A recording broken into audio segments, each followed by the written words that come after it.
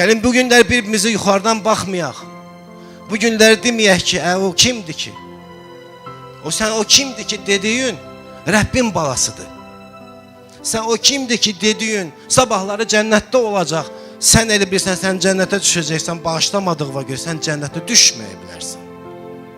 Və İsa Məsih deyir ki, əgər sən qalxmaq istəyirsənsə, xırda bir məqam varsa, onu tutub ata Allaha vəsatətçilik edəcəm ki, səni ayaq üstə qaldırsın.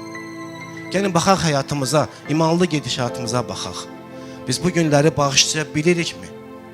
Əgər bağışlaya bilmiriksə və yaxud bağışlayırıq, tam bağışlaya bilmiriksə, Fəxri, mən tamam, bağışlayıram səni. Aramızda heç nə yoxdur, qıraq gəz məndən. Belə bağışlama olmur. Nətər sən bağışladın?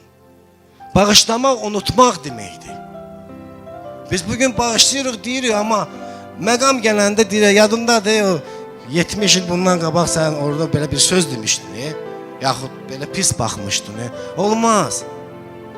O imanlı gedişatı deyil. Rəbb deyir ki, mənə bənziyin. Necə ki, Stefan Rəbbə bənzədi. Ata, bağışla. Gəlin bağışla bir-birimizi. Gəlin sevək bir-birimizi. Çünki Allah sevgidir.